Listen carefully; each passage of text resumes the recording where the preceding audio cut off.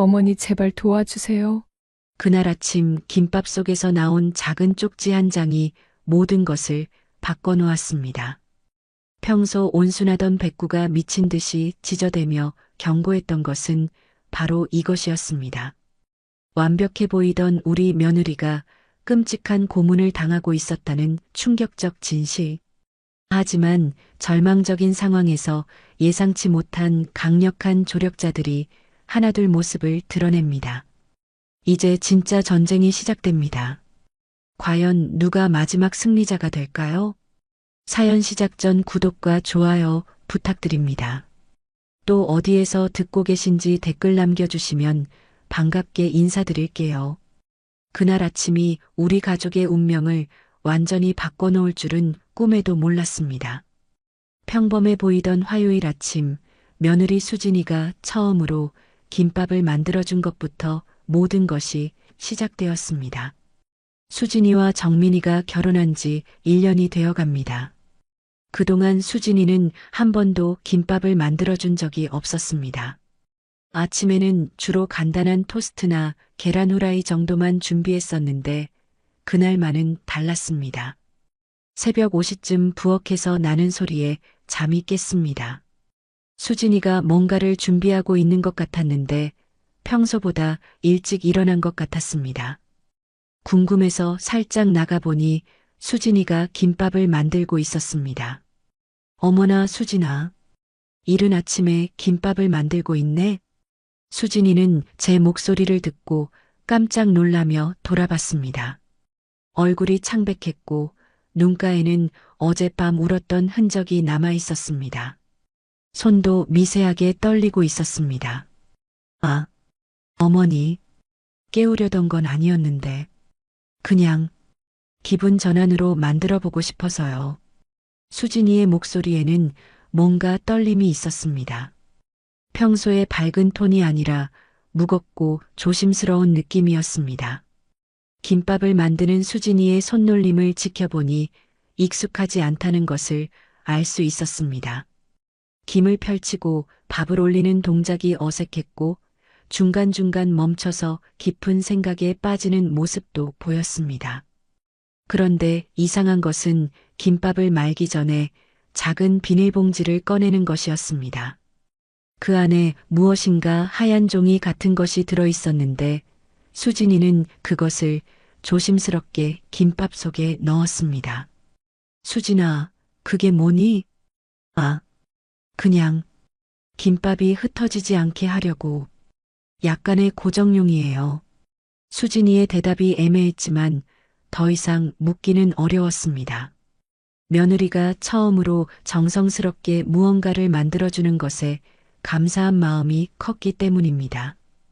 김밥이 완성되자 수진이는 평소와는 다르게 여러 겹으로 정성스럽게 포장했습니다. 그리고 김밥을 제게 건네주면서 이상한 말을 했습니다.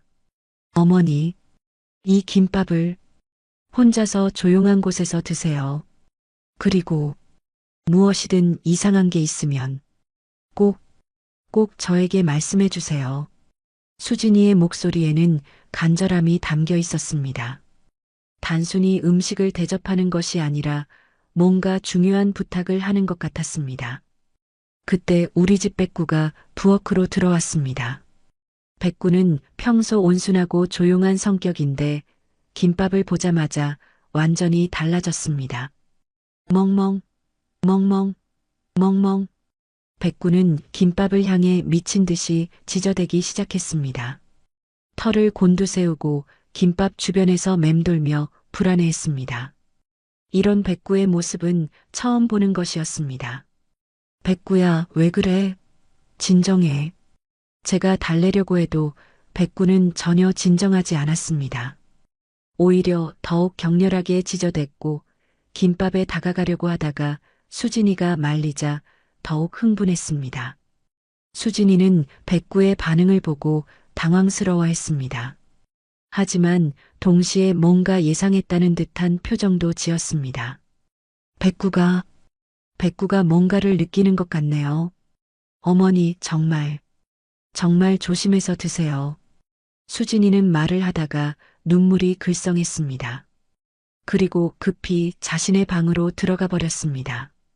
저는 김밥을 들고 거실로 갔습니다. 백구도 따라왔는데 여전히 불안해하며 김밥 주변에서 맴돌고 있었습니다. 김밥을 자세히 살펴보니 평소 수진이가 만드는 음식과는 느낌이 달랐습니다. 더 정성스럽게 만들어진 것 같으면서도 동시에 뭔가 무겁고 진지한 느낌이 있었습니다. 백구가 계속 지저대는 것이 신경 쓰여서 김밥을 칼로 자르기 시작했습니다. 첫 번째 조각을 자르는 순간 뭔가 이상한 것이 보였습니다. 김밥 속에 하얀 종이 조각이 들어있었던 것입니다. 심장이 덜컥 내려앉았습니다. 수진이가 김밥을 만들 때 넣었던 그것이 바로 이것이었습니다. 하지만 왜 김밥 속에 종이를 넣었을까요? 떨리는 손으로 종이 조각을 조심스럽게 꺼내봤습니다. 작은 메모지에 떨린 손글씨로 뭔가가 적혀 있었습니다. 어머니, 제발 도와주세요. 저는 더 이상 견딜 수가 없어요. 그 순간 온몸에 소름이 돋았습니다. 김밥 속에서 며느리의 절망적인 구조 신호가 나온 것입니다. 뒤이어 더 많은 내용이 적혀 있었습니다. 정민이 오빠가 사채에서 빌린 돈 때문에 그 사람들이 저를 계속 괴롭히고 있어요. 매일 따라다니고 위협하고 때리고. 어머니, 정말 무서워요. 제 손이 부들부들 떨렸습니다. 며느리가 이런 고통을 겪고 있었다는 것을 전혀 몰랐기 때문입니다. 쪽지에는 계속해서 충격적인 내용들이 적혀 있었습니다. 병원에도 찾아와서 협박해요. 원장님한테 이상한 말을 해서 제가 일하기 어렵게 만들어요. 집에서 나갈 때마다 따라다니고 혼자 있으면 무서운 말을 해요. 쪽지를 읽어갈수록 분노가 치솟았습니다. 우리 며느리가 이런 일을 당하고 있었다니 믿을 수가 없었습니다. 마지막 부분에는 더욱 절망적인 내용이 적혀 있었습니다. 어제는 저를 골목으로 끌고 가서 무서운 일을 시키려고 했어요. 제가 거절하니까 얼굴을 때렸어요. 어머니, 저 정말 무서워요. 도와주세요. 쪽지를 다 읽고 나서 저는 한동안 말을 할 수 없었습니다. 충격이 너무 커서 현실감이 느껴지지 않았습니다. 백구는 제가 쪽지를 발견한 것을 보고 조금 진정된 것 같았습니다. 마치 자신의 역할을 다했다는 듯이 제 곁에 조용히 앉았습니다. 그때 수진이가 방에서 나왔습니다. 제가 쪽지를 들고 있는 것을 보자 그 자리에서 주저앉으며 울음을 터뜨렸습니다. 어머니, 미안해요. 이런 식으로밖에 말씀드릴 수 없어서. 수진이는 흐느끼며 그동안의 이야기를 자세히 털어놓기 시작했습니다. 정민이가 3개월 전에 사업 투자 명목으로 사채에서 5천만 원을 빌렸다는 것이었습니다. 처음에는 월 이자 3%라고 했지만 실제로는 훨씬 높았고 각종 수수료까지 포함하면 감당할 수 없는 수준이었습니다. 정민이가 투자한 사업이 완전히 실패하면서 원금은 고사하고 이자도 제대로 갚을 수 없게 되었습니다. 그러자 사채업자들이 수진이를 타깃으로 삼기 시작했습니다. 처음에는 단순한 협박으로 시작했지만 점점 더 노골적이고 폭력적으로 변했습니다. 수진이의 직장인 병원까지 찾아가서 괴롭혔고 집 주변에서 24시간 감시했습니다. 이제는 정말 견딜 수가 없어요. 어머니, 도와주세요. 수진이의 절규를 듣고 있으니 가슴이 찢어질 것 같았습니다. 우리 가족이 이런 위험에 처해 있었다는 것을 전혀 몰랐다는 사실이 너무 자책스러웠습니다. 수진아, 왜 이제야 말하니? 진작 말했으면. 정민이 오빠한테도 말하지 못하겠어요. 오빠가 자책할까봐. 그리고 말해봤자 해결될 것 같지도 않고. 수진이의 말을 듣고 있는데 갑자기 현관벨이 울렸습니다. 수진이는 그 소리를 듣자마자 완전히 공포에 질린 표정이 되었습니다. 어머니, 혹시 그 사람들인 것 같아요. 문 밖에서 들리는 목소리는 정말로 위협적이었습니다. 수진이 있죠? 나와서 이야기 좀 하죠. 저는 겁이 났지만 용기를 내서 문 가까이 갔습니다. 누구시죠? 무슨 일이세요? 아, 어머님이시군요. 저희는 정민이와 사업 관계에 있는 사람들인데요. 잠깐 이야기할 일이 있어서요. 그들의 말투는 정중했지만 어딘가 위협적인 느낌이 있었습니다. 정민이는 지금 회사에 갔는데요. 그럼 며느리 되시는 분과 이야기하면 되겠네요. 문 열어주세요. 저는 문을 열지 않았습니다. 본능적으로 위험하다는 것을 느꼈기 때문입니다. 지금은 시간이 안 되는데요. 문 밖에서 잠시 조용해지더니 다른 목소리가 들렸습니다. 어머님, 우리도 참을 만큼 참았어요. 더 이상 이렇게 피해 다니시면 안 돼요. 그 목소리에는 이제 위협이 노골적으로 드러나 있었습니다. 수진이는 완전히 공포에 떨고 있었습니다. 이런 일이 매일 반복되고 있었다는 것을 깨달으니 더욱 화가 났습니다. 한참 후에야 그들이 포기하고 돌아갔습니다. 하지만 가면서 무서운 말을 남겼습니다. 오늘 밤까지만 기다려요. 내일부터는 우리도 어쩔 수 없을 거예요. 그들이 가고 나서 수진이는 완전히 무너졌습니다. 어머니, 이제 정말 끝인 것 같아요. 저는 수진이를 꼭 끌어안으며 단호하게 말했습니다. 아니야, 수진아. 이제 시작이야. 우리가 반드시 해결할 거야. 그때 옆집 정미자 아주머니가 황급히 찾아왔습니다. 문 밖에서 들리는 소리를 듣고 걱정이 되어서 온 것이었습니다. 어머니, 무슨 일이에요? 아까 이상한 사람들이. 정 아주머니는 30년간 이 동네에서 살아온 베테랑이었습니다. 동네에서 일어나는 모든 일을 꿰뚫고 있었고 특히 이런 위험한 상황에 대한 감각이 남달랐습니다. 수진이의 이야기를 듣고 난 정 아주머니는 즉시 결론을 내렸습니다. 이거 혼자 해결할 수 있는 일이 아니야. 내가 아는 경찰 있어. 이런 일 전문으로 하는 사람이야. 정 아주머니의 말에 희망이 보이기 시작했습니다. 김수정 경사라고 있는데 이런 사채업자들 잡는 일을 전문으로 해. 여자 경찰관이라서 더 믿을만하고. 정 아주머니는 즉시 전화를 걸었습니다. 수정아, 나야. 미자. 긴급 상황이야. 우리 동네에서 사채업자들이. 응, 지금 당장 와줄 수 있어? 전화를 끊고 난 정 아주머니는 확신에 차서 말했습니다. 30분 후에 온대. 이제 걱정하지 마. 우리가 이길 거야.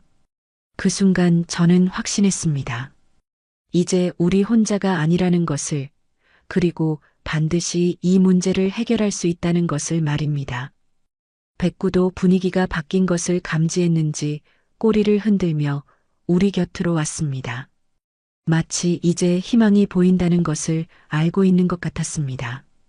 수진이는 여전히 불안해했지만 처음으로 안도의 표정을 지었습니다. 어머니, 정말 괜찮아질까요? 괜찮아질 거야, 수진아. 우리가 반드시 이겨낼 거야. 그날 아침 김밥 속에서 나온 작은 쪽지 하나가 우리 가족의 운명을 완전히 바꿔놓았습니다. 절망적인 상황이 희망의 시작점이 된 것입니다. 며느리가 숨겨왔던 고통이 드러났지만 동시에 우리를 도와줄 강력한 조력자들도 나타나기 시작했습니다. 이제 진짜 전쟁이 시작되려고 하고 있었습니다. 정미자 아주머니가 김수정 경사에게 전화를 건 지 정확히 25분 후 우리 집 앞에 하얀색 승용차 한 대가 조용히 멈춰 섰습니다. 차에서 내린 사람을 보는 순간 저는 안도감을 느꼈습니다. 김수정 경사는 40대 중반으로 보이는 여성이었는데 첫인상부터 믿음직스러웠습니다. 키가 크고 어깨가 넓어서 든든해 보였고 무엇보다 눈빛이 예리하면서도 따뜻했습니다. 정장을 입고 있었지만 어딘지 모르게 경찰관이라는 느낌이 물씬 풍겼습니다. 안녕하세요. 김수정입니다. 김 경사는 정중하게 인사를 하며 집 안으로 들어왔습니다. 수진이를 보자마자 즉시 상황을 파악하는 듯한 표정이었습니다. 일단 안전한 곳에서 차근차근 이야기를 들어보겠습니다. 김 경사의 목소리에는 전문가다운 침착함이 있었습니다. 수진이도 그런 김 경사를 보고 조금씩 긴장이 풀리는 것 같았습니다. 김 경사는 먼저 수진이가 작성한 쪽지를 자세히 살펴봤습니다. 그리고 수진이에게 체계적으로 질문을 하기 시작했습니다. 언제부터 이런 일이 시작됐나요? 3개월 전부터요. 처음에는 전화로만 협박하다가 점점 구체적으로 어떤 방식으로 괴롭혔나요? 최대한 자세히 말씀해 주세요. 수진이는 떨리는 목소리로 그동안 겪었던 끔찍한 일들을 털어놓기 시작했습니다. 김 경사는 수진이의 말을 들으면서 꼼꼼히 메모를 했습니다. 사채업자들은 처음에는 단순한 전화 협박으로 시작했지만 점점 더 교묘하고 잔인한 방법을 사용하기 시작했습니다. 수진이의 출퇴근 경로를 파악해서 매일 따라다녔고 병원 동료들에게까지 연락을 해서 수진이를 고립시키려고 했습니다. 가장 충격적인 것은 그들이 수진이의 개인정보를 모두 파악하고 있다는 점이었습니다. 가족관계부터 시작해서 친구들, 직장 동료들, 심지어 학창시절 친구들의 연락처까지 알고 있었습니다. 이 사람들은 단순한 사채업자가 아니에요. 김 경사의 말에 모든 사람이 집중했습니다. 조직적이고 체계적으로 움직이고 있어요. 개인정보 수집 능력이나 협박 수법을 보면 상당히 큰 조직 같습니다. 김 경사는 계속해서 전문적인 분석을 해주었습니다. 이런 조직들은 단순히 돈을 회수하는 것이 목적이 아니라 피해자를 완전히 통제하려고 한다는 것이었습니다. 그래서 단순히 경찰에 신고만 해서는 해결되지 않아요. 이들은 법망을 피해가는 방법을 잘 알고 있거든요. 김 경사의 말을 듣고 있으니 상황의 심각성을 더욱 절감하게 되었습니다. 그때 정미자 아주머니가 중요한 정보를 제공했습니다. 수정아, 그런데 이상한 게 있어. 며칠 전부터 동네에 낯선 사람들이 자주 돌아다녀. 정 아주머니는 30년간 이 동네에 살면서 모든 사람의 얼굴을 기억하고 있었습니다. 그런 아주머니가 낯선 사람들을 목격했다는 것은 중요한 의미가 있었습니다. 검은 차를 타고 다니면서 집집마다 살펴보고 다녀. 뭔가 조사하는 것 같아. 김 경사는 정 아주머니의 말을 듣고 즉시 심각한 표정이 되었습니다. 이미 주변 조사를 시작했군요.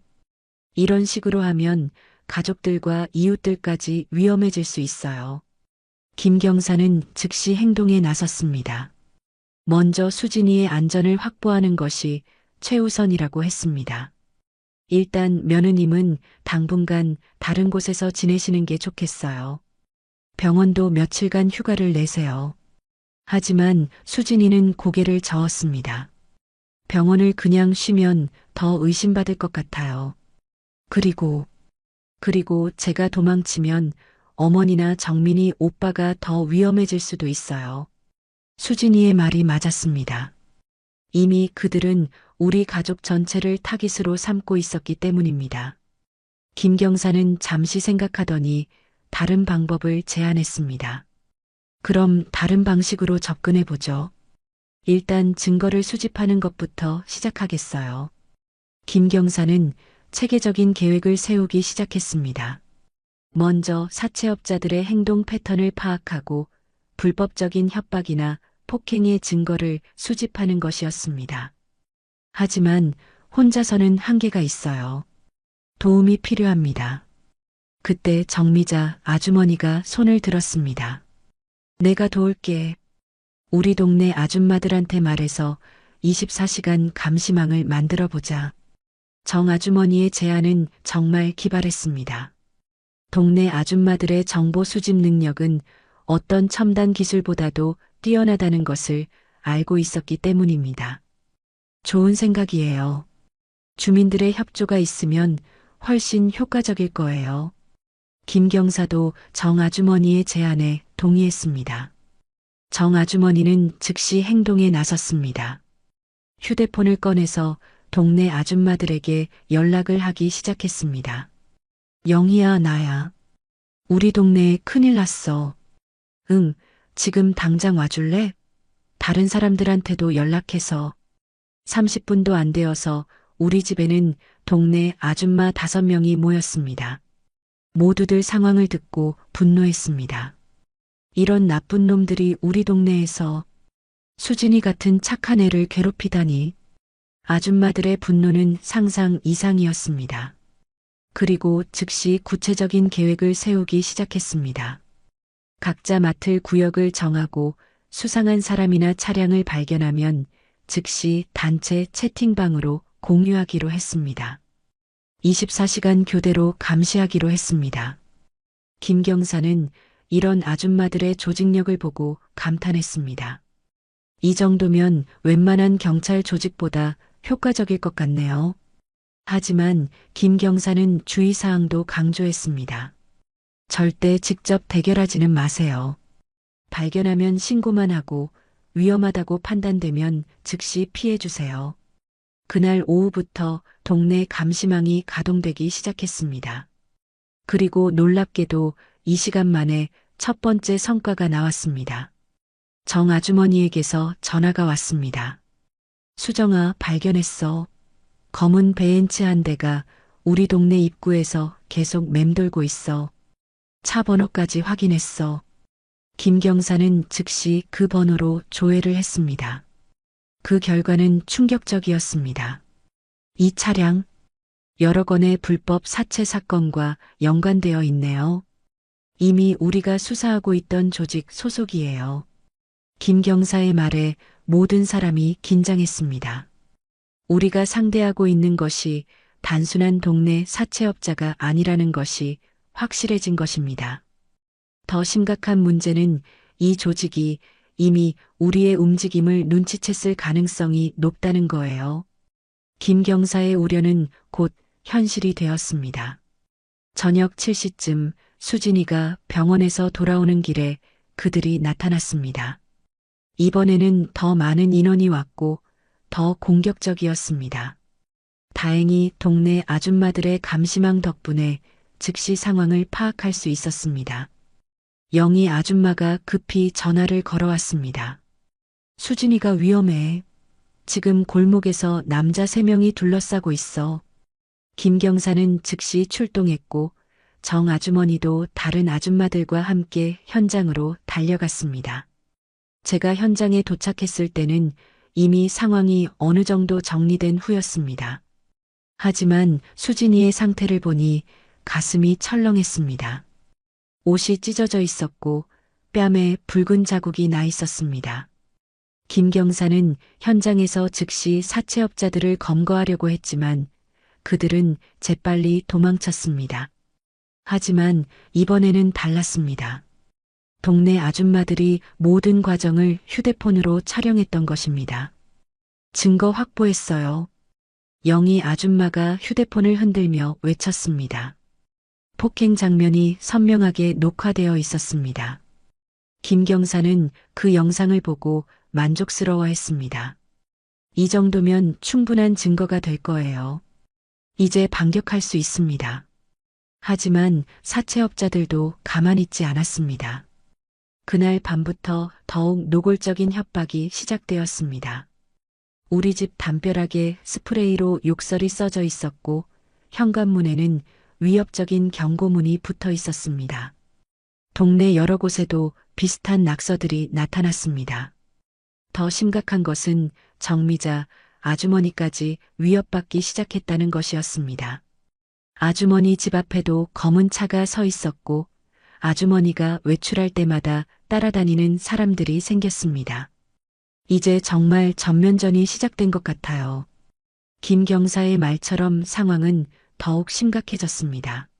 하지만 동시에 우리 편도 더 강해지고 있었습니다. 그날 밤 김 경사는 더 구체적인 계획을 제시했습니다. 단순히 방어만 해서는 안 됩니다. 적극적으로 공격해야 해요. 김 경사는 사채업자들의 불법 행위를 체계적으로 증거 수집하고 그들의 조직을 완전히 해체시키는 것이 목표라고 했습니다. 하지만 더 많은 도움이 필요해요. 제가 아는 다른 전문가들을 부르겠습니다. 김 경사는 누군가에게 전화를 걸기 시작했습니다. 박 대리님, 저예요. 김수정. 도움이 필요해요. 네, 사채 조직인데 꽤 큰 것 같아요. 내일 오실 수 있어요? 전화를 끊고 난 김 경사는 희망적인 표정이었습니다. 내일 더 강력한 지원이 올 거예요. 박 대리는 이런 조직 수사의 전문가거든요.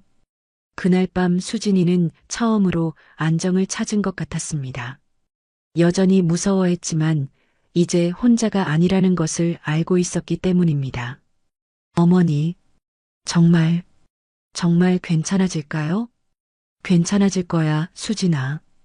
우리는 이제 혼자가 아니야. 백구도 그날 밤에는 조금 편안해 보였습니다.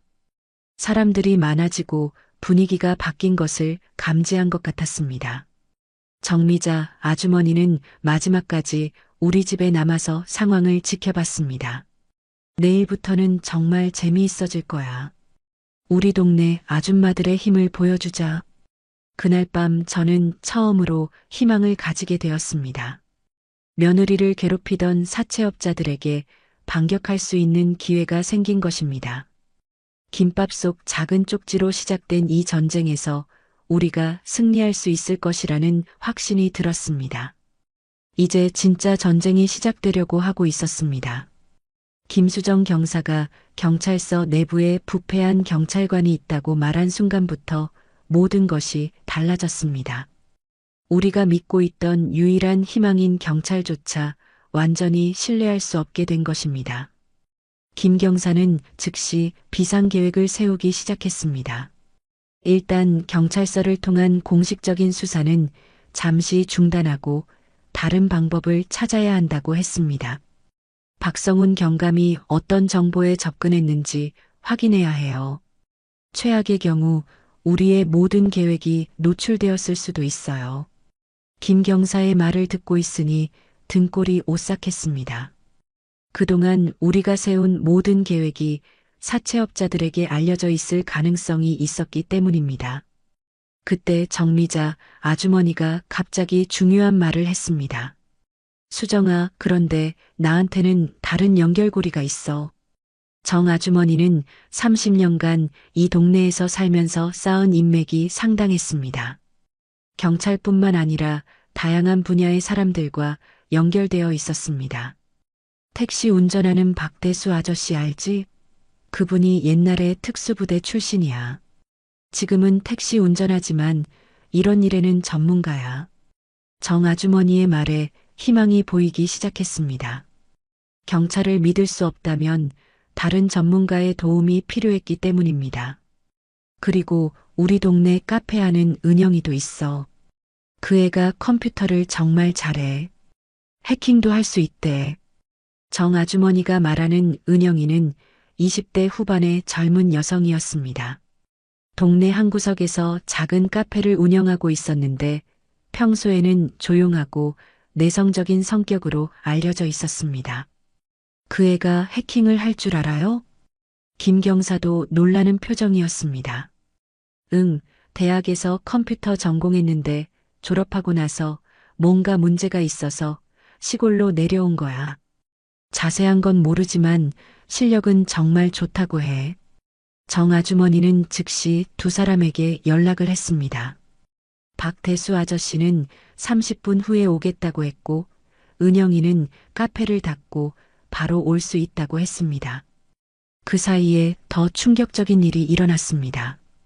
수진이가 병원에서 급히 전화를 걸어온 것입니다. 어머니, 큰일 났어요. 병원에 병원에 경찰이 와서 수진이의 목소리는 완전히 패닉 상태였습니다. 무슨 경찰? 김경사 말고 다른 경찰이에요. 박성훈이라고 하는 사람. 저에 대해서 이상한 질문들을 해요. 김경사는 그 말을 듣고 즉시 심각한 표정이 되었습니다. 벌써 움직이기 시작했네요. 박경감이 직접 나섰다는 건 상황이 정말 심각하다는 뜻이에요. 김경사는 즉시 수진이에게 조심스럽게 대응하라고 지시했습니다. 절대 자세한 정보를 주지 말고 가능하면 빨리 병원에서 나오라고 했습니다. 30분 후 박대수 아저씨가 도착했습니다. 50대 중반으로 보이는 박 아저씨는 첫인상부터 믿음직스러웠습니다. 키가 크고 어깨가 넓었으며 걸음걸이에서부터 군인 출신이라는 것을 알 수 있었습니다. 안녕하세요. 미자 누나한테 들었습니다. 박 아저씨는 상황을 듣고 난 후 즉시 전문적인 분석을 해주었습니다. 이런 조직들은 보통 정치적인 배경이 있어요. 단순한 사채업이 아니라 더 큰 목적이 있을 가능성이 높습니다. 박 아저씨는 특수부대에서 20년간 복무하면서 이런 조직들과 여러 번 대결한 경험이 있었습니다. 경찰 내부에 스파이가 있다면 공식적인 루트는 포기해야 해요.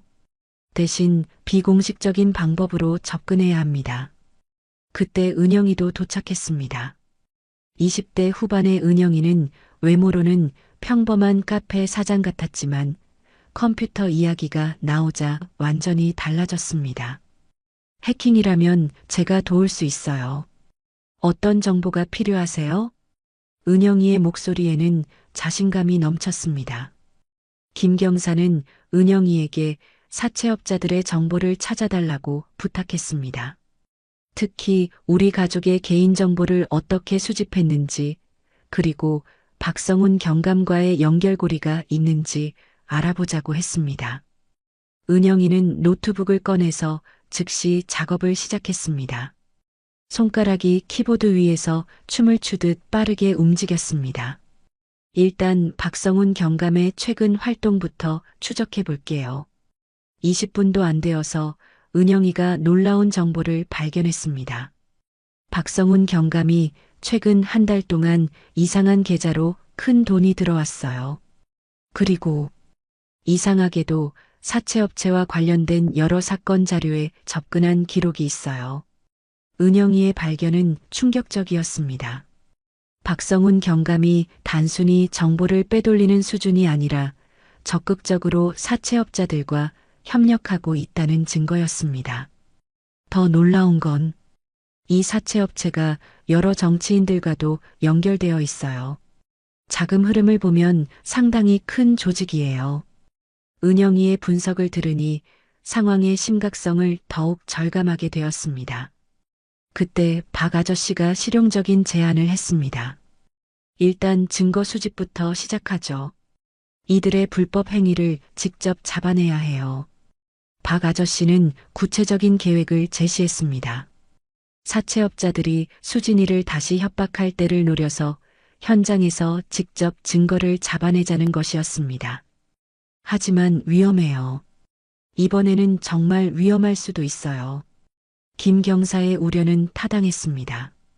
이미 우리의 움직임이 어느 정도 노출된 상황에서 함정을 놓는다는 것은 큰 위험이 따르는 일이었습니다.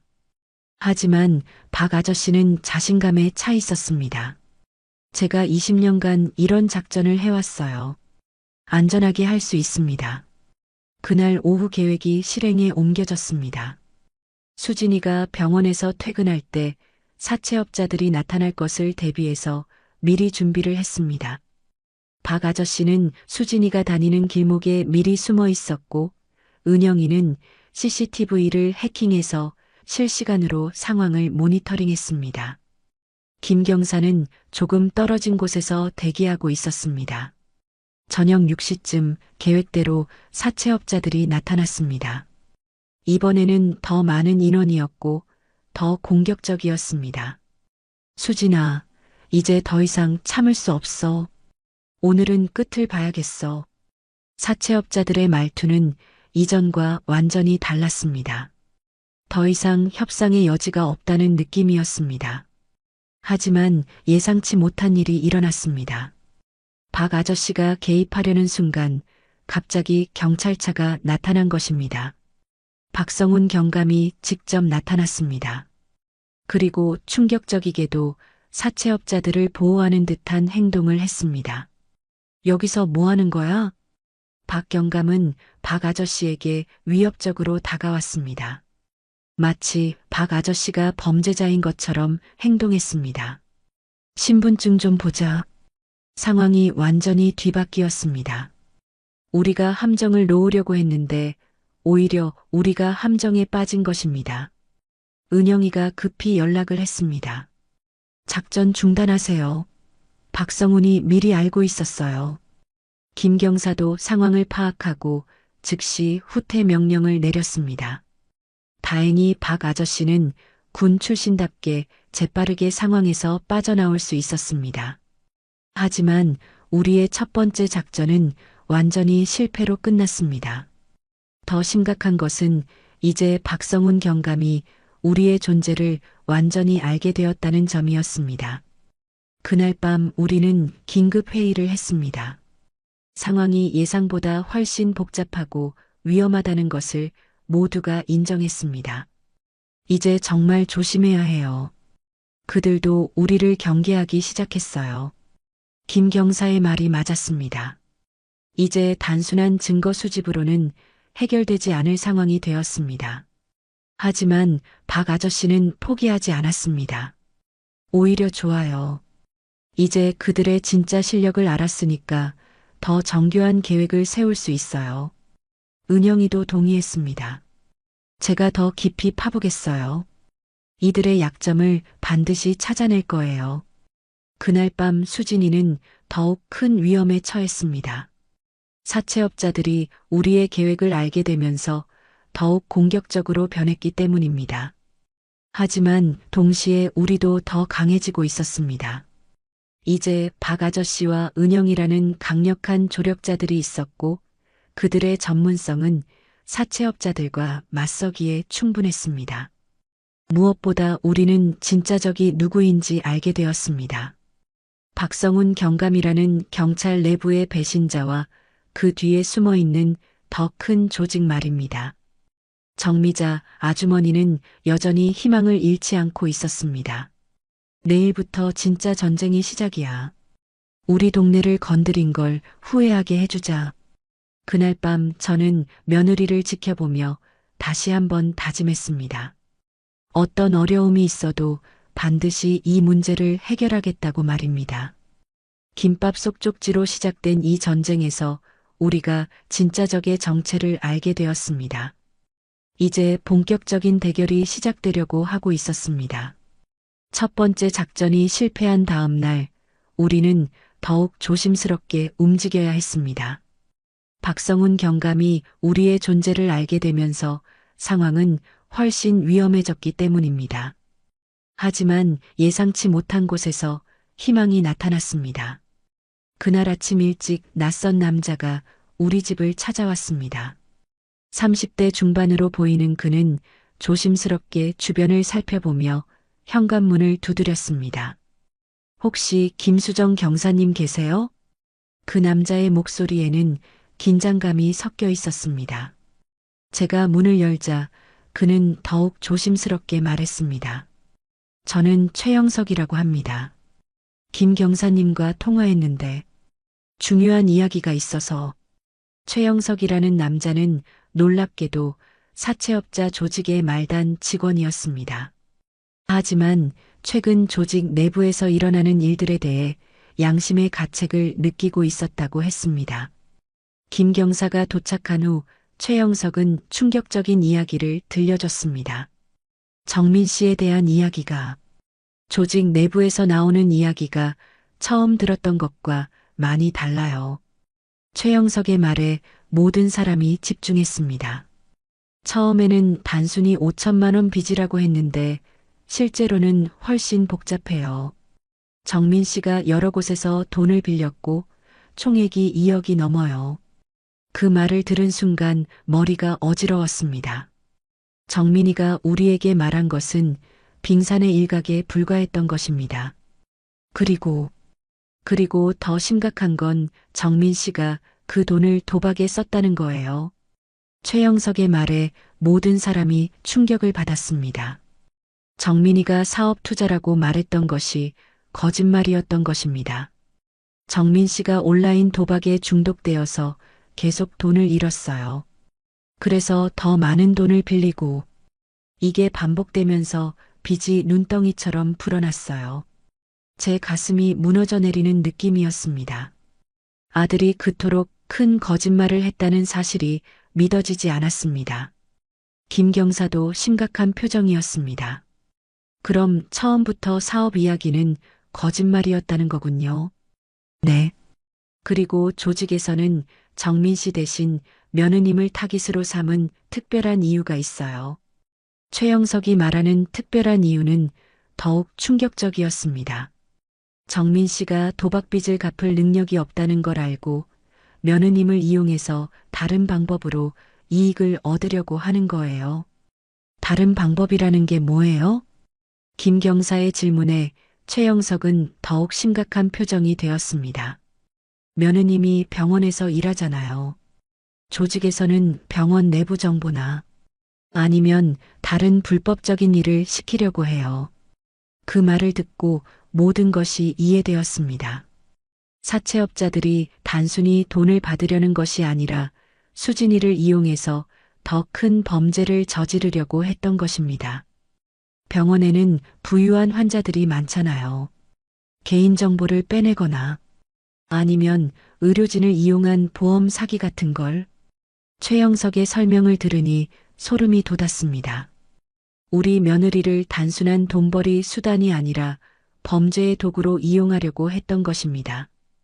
그때 정민이가 출근을 위해 집을 나서려다가 최영석을 보고 깜짝 놀랐습니다.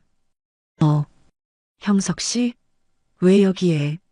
정민이의 반응을 보니 최영석을 아는 사이라는 것을 알 수 있었습니다. 정민 씨, 더 이상 숨길 수 없어요. 모든 걸 말해야 해요. 최영석의 말에 정민이는 완전히 당황했습니다. 얼굴이 창백해지면서 말을 제대로 하지 못했습니다. 김 경사는 정민이에게 직접적으로 질문했습니다. 정민 씨, 처음부터 사업 투자가 아니라 도박이었죠? 정민이는 한참 동안 아무 말도 하지 못하다가 결국 무릎을 꿇으며 울음을 터뜨렸습니다. 엄마, 미안해요. 정말 미안해요. 정민이는 그제서야 진실을 털어놓기 시작했습니다. 2년 전부터 온라인 도박에 빠져서 처음에는 작은 돈부터 시작했다고 했습니다. 하지만 계속 잃으면서 더 큰 돈을 걸게 되었고 결국 사채에서 돈을 빌릴 수밖에 없었다고 했습니다. 처음에는 금방 갚을 수 있을 줄 알았어요. 한 번만 크게 따면. 한 번만. 정민이의 변명을 들으니 화가 나면서도 한편으로는 안타까웠습니다. 도박에 중독된 아들이 정상적인 판단을 할 수 없었던 것입니다. 그런데 자꾸 잃게 되니까 더 많은 돈을 빌렸고 나중에는 감당할 수 없을 만큼 불어났어요. 정민이는 흐느끼며 계속 이야기했습니다. 수진이한테는 말할 수가 없었어요. 사업 투자라고 거짓말하고 그러다가 이런 일이. 수진이도 정민이의 말을 듣고 큰 충격을 받았습니다. 남편이 그토록 큰 거짓말을 했다는 사실을 받아들이기 어려워했습니다. 오빠, 2년 동안 저한테 거짓말을 한 거예요? 수진이의 목소리에는 배신감이 담겨 있었습니다. 그럼 제가 지금까지 겪은 고통이 모두 오빠의 도박 때문이었다는 거예요? 정민이는 고개를 들 수 없었습니다. 자신의 잘못된 선택이 가족 전체를 위험에 빠뜨렸다는 사실을 깨달았기 때문입니다. 하지만 상황을 한탄하고 있을 시간이 없었습니다. 최영석이 더 중요한 정보를 가져왔기 때문입니다. 지금 조직 내부에서 분열이 일어나고 있어요. 박성훈 경감과 연결된 상부 조직원들과 일반 말단 조직원들 사이에 갈등이 있어요. 최영석의 말에 김 경사가 관심을 보였습니다. 어떤 갈등이죠? 박 경감이 너무 노골적으로 개입하면서 우리까지 위험해졌어요. 원래는 조용히 처리하려고 했는데 경찰이 직접 나서니까 다른 경찰들도 의심하기 시작했거든요. 최영석은 조직 내부의 불만이 높아지고 있다고 했습니다. 특히 말단 조직원들은 박성훈 경감 때문에 자신들까지 위험해지는 것을 원하지 않았습니다. 그래서 몇몇 사람들이 조직을 떠날 생각을 하고 있어요. 저도 그중 한 명이고요. 김 경사는 이것을 기회로 판단했습니다. 그럼 내부 정보를 더 얻을 수 있겠네요. 네, 제가 도울 수 있어요. 하지만 조건이 있어요. 최영석의 조건은 간단했습니다. 나중에 조직이 해체되면 자신은 증인으로 협력하는 대신 처벌을 감경해달라는 것이었습니다. 김 경사는 그 조건을 받아들였습니다. 조직을 완전히 해체하기 위해서는 내부자의 도움이 필수적이었기 때문입니다. 그날부터 최영석은 우리의 이중 스파이 역할을 하게 되었습니다. 겉으로는 계속 조직 활동을 하면서 내부 정보를 우리에게 제공하는 것이었습니다. 첫 번째로 최영석이 가져온 정보는 충격적이었습니다. 박성훈 경감이 이번 주 안에 큰 작전을 계획하고 있어요. 수진 씨를 완전히 굴복시키려고요. 박 경감의 계획은 수진이를 병원에서 납치해서 어딘가 은밀한 곳에서 협박하는 것이었습니다. 이번에는 정말 위험해요. 단순한 협박이 아니라 최영석은 말을 잇지 못했습니다. 너무 끔찍해서 차마 말할 수 없었던 것입니다. 김 경사는 즉시 대응 계획을 세우기 시작했습니다. 이번에는 우리가 먼저 행동해야 해요.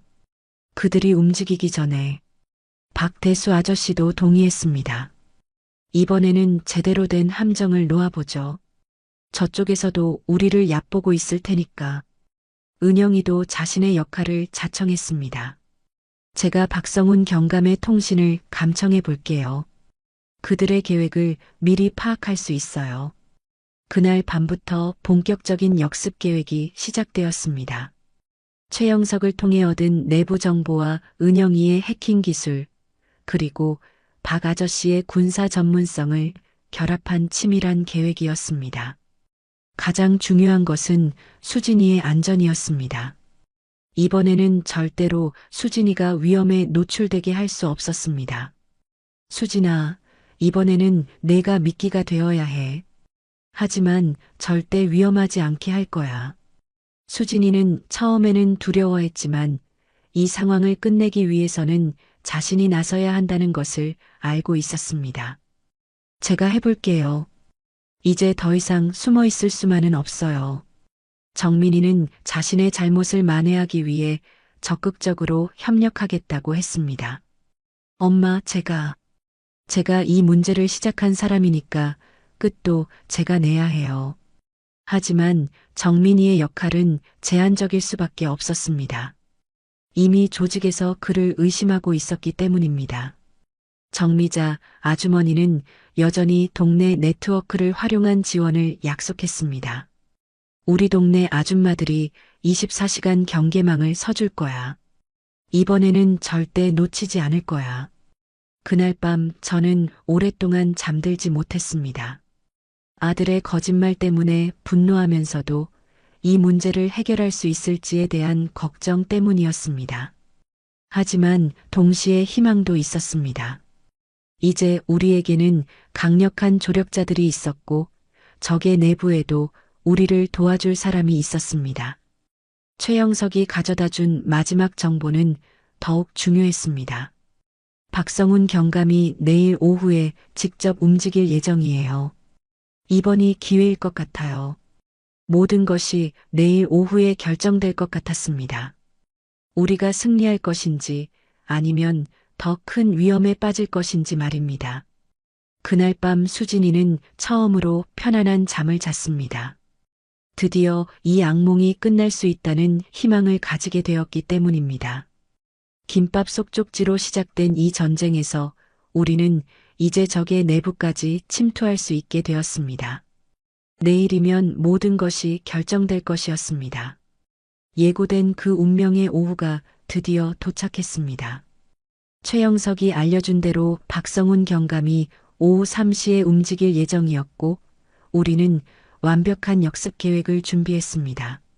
아침부터 모든 조력자들이 각자의 역할에 맞게 배치되었습니다.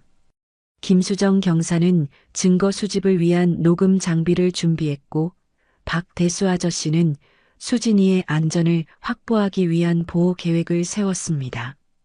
은영이는 실시간으로 박성훈 경감의 통신을 감청하면서 그들의 움직임을 추적하고 있었습니다. 가장 중요한 것은 최영석의 역할이었습니다. 그는 이중 스파이로서 조직 내부에서 우리에게 실시간 정보를 제공해야 했습니다. 오전 11시쯤 최영석에게서 첫 번째 연락이 왔습니다. 박 경감이 예상보다 일찍 움직이기 시작했어요. 지금 조직원들을 소집하고 있어요. 은영이가 즉시 확인해 봤습니다. 맞아요. 박성훈의 휴대폰 신호가 평소와 다른 곳으로 이동하고 있어요. 상황이 예상보다 빠르게 진행되고 있었습니다. 우리는 즉시 계획을 앞당겨야 했습니다. 김 경사는 침착하게 모든 상황을 조정했습니다. 계획대로 하되 시간을 앞당깁시다. 수진 씨, 준비되셨죠? 수진이는 긴장했지만 결연한 표정이었습니다. 네, 이번에는 끝을 보겠어요. 정오쯤 박대수 아저씨가 수진이와 함께 미리 정해진 장소로 향했습니다. 겉보기에는 수진이가 혼자 있는 것처럼 보이지만 실제로는 박 아저씨가 가까운 곳에서 지켜보고 있었습니다. 정미자, 아주머니와 동네 아줌마들도 각자 배치된 곳에서 경계를 서고 있었습니다. 이번에는 절대 놓칠 수 없었습니다. 오후 1시 30분 최영석에게서 긴급 연락이 왔습니다. 큰일 났어요. 박 경감이 갑자기 계획을 바꿨어요. 수진 씨를 납치해서 다른 곳으로 데려가려고 해요. 예상과 다른 전개였습니다. 하지만 우리는 이런 상황도 대비하고 있었습니다. 김 경사는 즉시 모든 팀에 비상 신호를 보냈습니다. 계획비로 전환합니다. 모두 준비하세요. 계획비는 더욱 적극적인 대응이었습니다. 사채업자들이 수진이를 납치하려고 할 때 박 아저씨가 직접 개입해서 현장에서 체포하는 것이었습니다. 오후 2시 15분 드디어 그들이 나타났습니다. 박성훈 경감이 직접 나왔고 사채업자 4명이 함께 왔습니다. 이번에는 정말 본격적으로 수진이를 해치려는 모습이었습니다. 은영이가 실시간으로 상황을 중계했습니다. 지금 수진이 언니 근처에 접근하고 있어요. 박 아저씨, 준비하세요. 하지만 예상치 못한 일이 일어났습니다. 갑자기 다른 경찰차들이 나타난 것입니다. 이상해요. 박성훈 말고 다른 경찰들도 오고 있어요. 김 경사도 당황했습니다. 무슨 일이죠? 제가 요청한 게 아닌데. 상황이 완전히 예측 불가능하게 돌아가기 시작했습니다. 그때 최영석에게서 긴급 연락이 왔습니다. 박 경감이 배신당했어요. 상부에서 갑자기 경찰들을 보냈어요. 놀라운 반전이었습니다. 박성훈 경감조차 더 큰 조직에게 이용당하고 있었던 것입니다. 현장에서 완전히 혼란스러운 상황이 벌어졌습니다. 박성훈 경감과 사채업자들은 갑자기 나타난 다른 경찰들을 보고 당황했습니다. 이게 무슨 일이야? 누가 신고했어?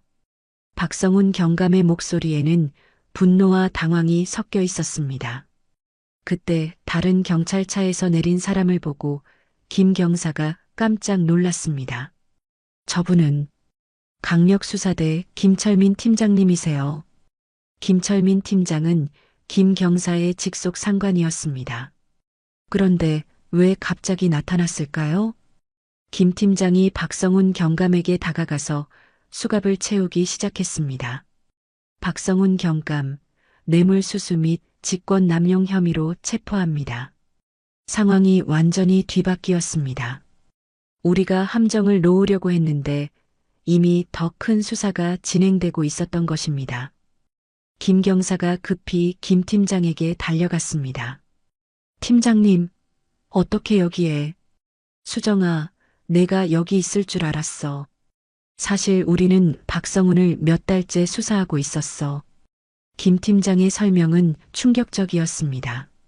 경찰청 내사과에서는 이미 박성훈 경감의 부패를 파악하고 있었고 몇 달째 내부 수사를 진행하고 있었다는 것입니다.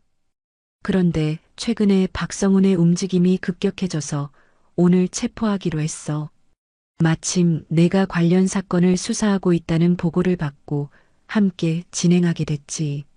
모든 것이 예상과 달랐습니다. 우리가 혼자 싸우고 있다고 생각했는데 실제로는 더 큰 수사의 일부였던 것입니다. 하지만 더 충격적인 사실이 드러났습니다. 김 팀장이 박성훈 경감을 조사하면서 발견한 것은 상상 이상으로 거대한 조직이었습니다. 박성훈은 그냥 말단이야. 진짜 보스는 따로 있어. 김 팀장의 말에 모든 사람이 집중했습니다. 이 사채업 조직의 실제 배후에는 지역 국회의원과 여러 기업인들이 연결되어 있어. 박성훈은 그들을 위해 일하는 하수인에 불과했어. 상황의 규모가 상상 이상이었습니다. 우리가 상대하고 있던 것은 단순한 사채업자들이 아니라 정치권과 재계가 연결된 거대한 범죄 조직이었던 것입니다. 그래서 박성훈만 잡아서는 문제가 해결되지 않아. 오히려 더 위험해질 수도 있어. 김 팀장의 경고는 우리에게 새로운 현실을 깨닫게 해주었습니다. 박성훈 경감이 체포되면서 사채업자들은 완전히 당황했습니다. 그들의 보호막이 사라진 것입니다. 하지만 그 중에서도 가장 놀란 것은 최영석이었습니다. 그는 조직 내부에 있으면서도 이런 거대한 배후 세력이 있다는 것을 몰랐던 것입니다. 이제 어떻게 되는 거예요? 박 경감이 잡혔는데. 최영석의 걱정은 타당했습니다. 보호막을 잃은 사채업자들이 더욱 위험한 행동을 할 가능성이 있었기 때문입니다. 김 팀장은 즉시 조치를 취했습니다. 일단 모든 사채업자들을 체포하겠어. 그리고 피해자 가족들은 보호해야 해. 우리 가족도 증인 보호 대상이 되었습니다. 더 큰 조직의 보복이 있을 수 있기 때문이었습니다. 하지만 김 팀장은 희망적인 소식도 전해줬습니다. 다행히 박성훈의 휴대폰과 컴퓨터에서 상당한 증거를 확보했어. 이걸로 상당 부분 해결될 것 같아. 그날 오후 사채업자들이 모두 체포되면서 수진이에 대한 직접적인 위협은 사라졌습니다. 하지만 동시에 새로운 위험이 시작되었습니다. 더 큰 조직의 존재가 드러나면서 우리는 더 조심해야 했습니다. 그날 저녁 김 팀장은 우리에게 상세한 설명을 해줬습니다. 이 조직은 전국적으로 활동하고 있어. 사채업은 그들의 사업 중 일부에 불과하고 실제로는 부동산 투기, 정치 자금 세탁, 기업 인수합병 등 다양한 범죄에 연루되어 있어. 그들의 규모는 상상 이상이었습니다. 정민 씨 같은 개인의 도박 빚은 그들에게는 아주 작은 부분이야. 하지만 그런 작은 사건들을 통해 더 큰 범죄의 발판을 만드는 거지. 김 팀장의 설명을 들으니 우리가 얼마나 큰 위험에 처해 있었는지 깨닫게 되었습니다. 다행히 박성훈이 체포되면서 그들의 경찰 내 연결고리가 끊어졌어. 하지만 다른 분야에는 아직 많은 협력자들이 있을 거야. 그날 밤 최영석은 정식으로 경찰에 자수했습니다. 그리고 조직에 대한 모든 정보를 제공하기로 했습니다. 제가 아는 모든 것을 말할게요. 이런 조직은 완전히 사라져야 해요. 최영석의 증언을 통해 경찰은 더 많은 증거를 확보할 수 있게 되었습니다.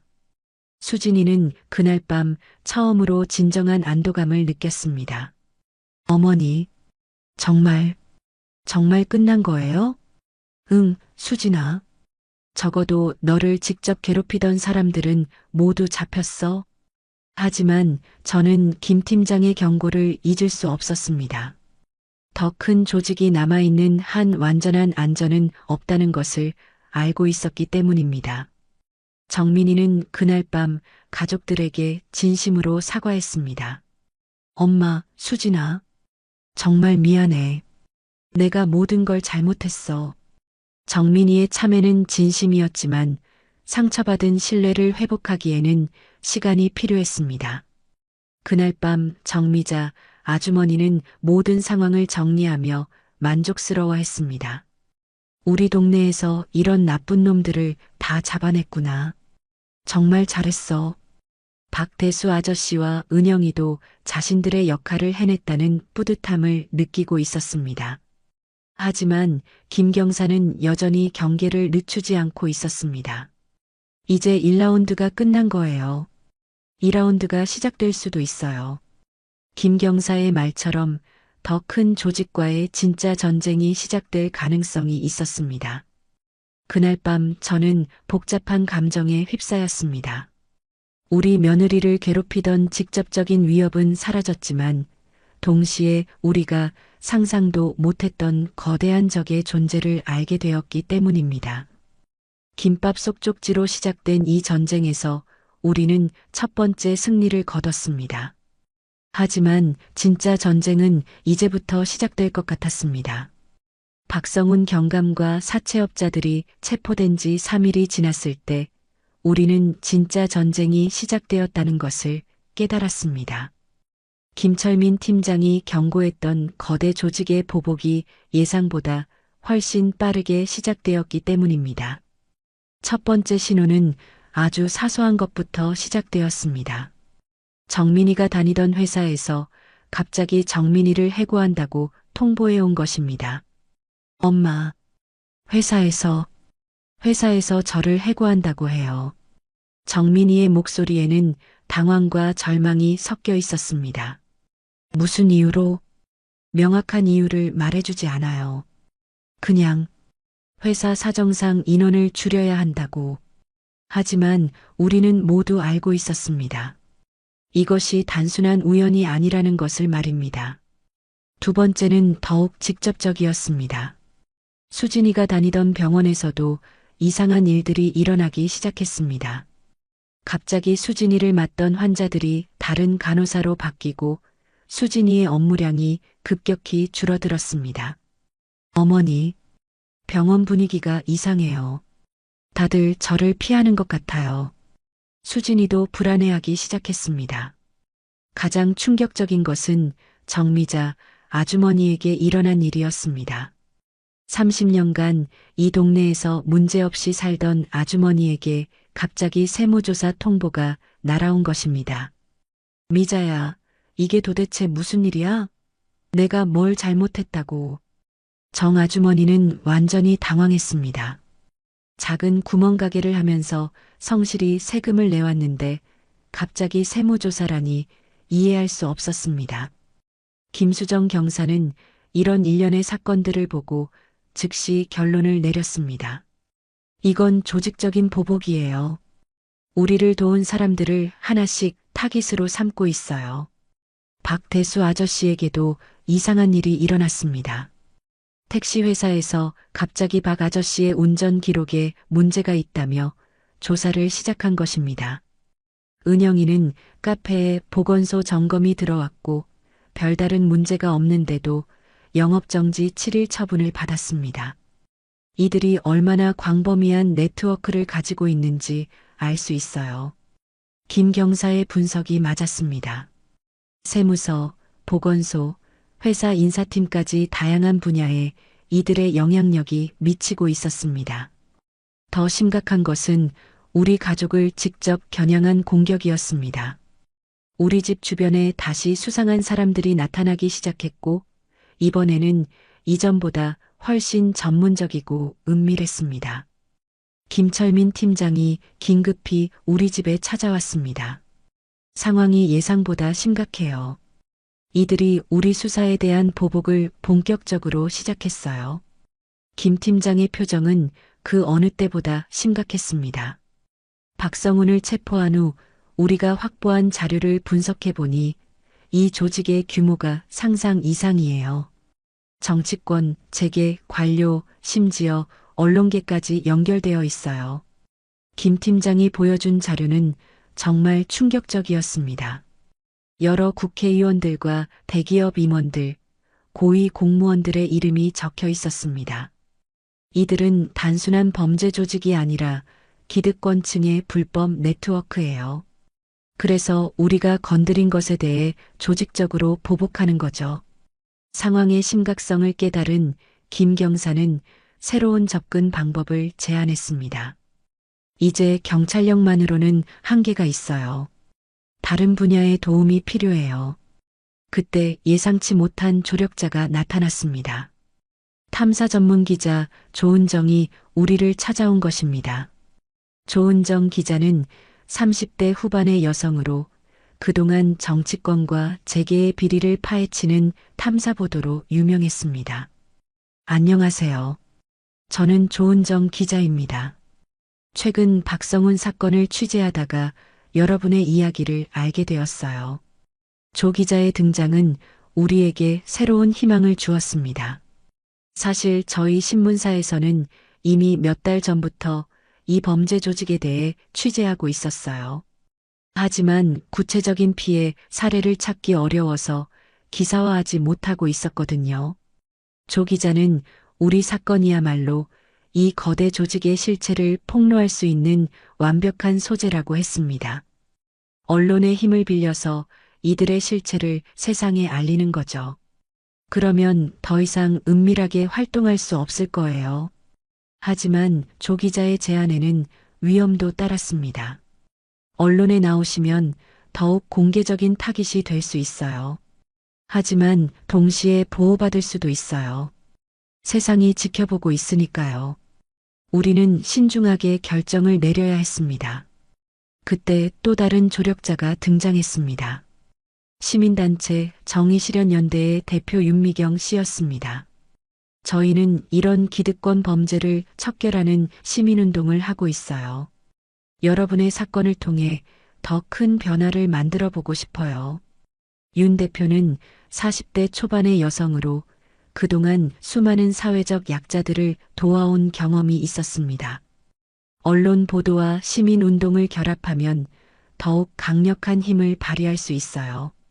단순히 범죄자들을 처벌하는 것을 넘어서 시스템 자체를 바꾸는 거죠. 이제 우리 편에는 경찰, 언론, 시민사회가 모두 함께하게 되었습니다.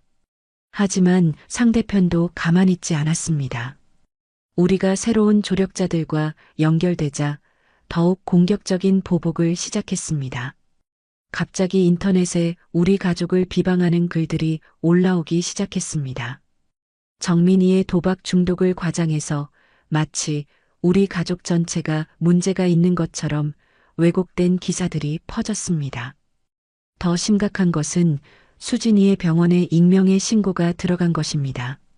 수진이가 환자의 개인정보를 유출했다는 거짓 신고였습니다. 어머니, 저 정말 아무것도 하지 않았는데 어떻게 이런 일이... 수진이는 억울함에 울고 있었습니다. 조은정 기자는 이런 상황을 보고 더욱 강한 의지를 보였습니다. 이런 식으로 무고한 사람들을 괴롭히는 것이야말로 이들의 진짜 모습이에요. 반드시 세상에 알려야 해요. 그날 밤 긴급 회의가 열렸습니다. 모든 조력자들이 모여서 앞으로의 대응 방안을 논의했습니다. 김철민 팀장은 경찰 수사의 한계를 인정했습니다. 공식적인 수사만으로는 이들의 광범위한 네트워크를 모두 해체하기 어려워요. 조은정 기자는 언론 보도를 통한 여론 형성을 제안했습니다. 3부작 탐사 보도를 계획하고 있어요. 첫 번째는 여러분의 사연, 두 번째는 조직의 실체, 세 번째는 해결 방안을 제시하는 거죠. 윤미경 대표는 시민사회의 연대를 제안했습니다. 전국의 유사한 피해자들을 찾아서 집단행동을 만들어 보죠. 개인으로는 약하지만 집단으로는 강해질 수 있어요. 은영이는 인터넷 여론전을 제안했습니다. SNS와 온라인 커뮤니티를 통해 진실을 알리고 가짜뉴스에 대응하겠어요. 박대수 아저씨는 실질적인 보안을 담당하기로 했습니다. 물리적인 위험에 대비해서 여러분의 안전을 지키겠어요. 정미자 아주머니는 여전히 동네 네트워크를 활용하기로 했습니다. 우리 동네 사람들이 모두 여러분의 편이에요. 이상한 일이 있으면 바로 알려드릴게요. 그날 밤 정민이는 가족들 앞에서 다시 한번 진심으로 사과했습니다. 엄마, 수진아. 내가 시작한 일 때문에 이렇게 큰일이. 정말 미안해. 하지만 이제는 개인의 잘못을 탓할 시간이 아니었습니다. 정민아, 이제 과거는 중요하지 않아. 앞으로 어떻게 할지가 중요해.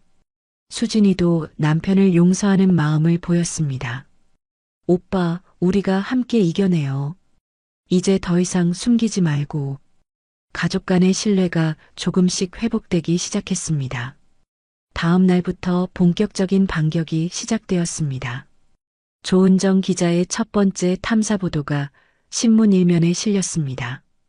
김밥 속 쪽지로 밝혀진 거대 범죄 조직의 실체라는 제목으로 우리 사연이 자세히 보도되었습니다.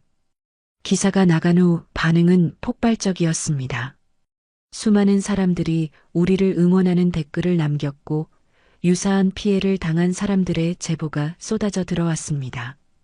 윤미경 대표의 시민단체에서는 범죄 조직 척결 시민연대를 결성했습니다. 전국에서 200명이 넘는 시민들이 참여했습니다. 은영이는 온라인에서 해시태그 김밥 쪽지 진실 해시태그 캠페인을 시작했습니다. 수십만 명이 참여해서 진실을 알리는데 동참했습니다. 하지만 상대편의 반격도 만만치 않았습니다. 그들은 우리를 향해 명예훼손 소송을 제기했고 조은정 기자의 신문사에도 압력을 넣기 시작했습니다. 더 심각한 것은 우리 가족에 대한 신변 위협이 구체화되기 시작한 것입니다. 이제 정말 조심해야 해요. 그들이 더 극단적인 방법을 사용할 수도 있어요. 김철민 팀장의 경고는 현실이 되었습니다. 그날 밤 우리 집 근처에서 수상한 차량이 발견되었고 박대수 아저씨가 직접 확인해 보니 실제로 우리를 감시하고 있었습니다. 이제 더 이상 개인적인 문제가 아니에요. 사회 전체의 문제가 되었어요. 조은정 기자의 말이 맞았습니다. 우리의 사건은 이제 개인의 복수를 넘어서 사회 정의를 실현하는 상징이 되었습니다. 그날 밤 저는 이 모든 상황을 돌아보며 감회가 새로웠습니다. 며느리가 김밥 속에 넣었던 작은 쪽지 하나가 이렇게 큰 사회적 변화를 이끌어내고 있다니 믿기 어려웠습니다. 하지만 동시에 더 큰 책임감도 느꼈습니다. 이제 우리는 우리 가족만을 위해 싸우는 것이 아니라 모든 약자들을 위해 싸우고 있었기 때문입니다. 다음 날 윤미경 대표에게서 희망적인 소식이 들려왔습니다. 국정감사에서 이 사안을 다루기로 했어요. 국회에서 공식적으로 조사가 시작될 거예요. 드디어 국가 차원에서 이 문제가 다뤄지기 시작한 것입니다. 김밥 속 쪽지로 시작된 우리의 전쟁이 이제 온 국민이 주목하는 사회적 이슈가 되었습니다. 진짜 큰 전쟁이 시작되려고 하고 있었습니다. 국정감사 당일 저는 국회의사당의 증인으로 출석하게 되었습니다. 6회차에서 윤미경 대표가 알려준 대로 국회 정무위원회에서 우리 사건을 공식적으로 다루기로 한 것입니다. 국회의사당에 들어서는 순간부터 저는 떨리는 마음을 감출 수 없었습니다. 며느리의 김밥 속 쪽지로 시작된 일이 이렇게 국가적인 사안이 될 줄은 꿈에도 생각하지 못했기 때문입니다. 조은정 기자도 함께 동행했습니다. 국정감사 과정을 취재해서 두 번째 탐사보도 기사로 만들 계획이었습니다. 어머니, 긴장하지 마세요. 진실을 말씀하시기만 하면 돼요. 조 기자의 격려가 큰 힘이 되었습니다. 국정감사장에 들어서자 여러 국회의원들이 앉아 있었습니다. 그 중에서도 정무위원장인 김정우 의원이 제일 먼저 질문을 했습니다. 증인께서는 이번 사채업 범죄 조직 사건의 피해 가족이시죠? 네, 그렇습니다.